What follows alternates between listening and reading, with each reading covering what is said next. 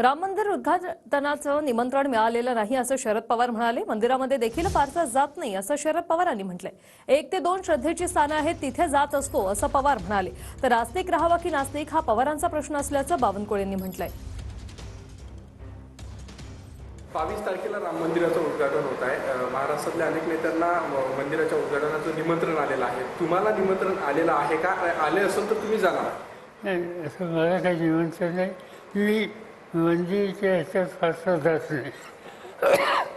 हे सगळे देवधर्म पूजा अर्चा या सगळ्यापासून मी जरा बाजूला असतो।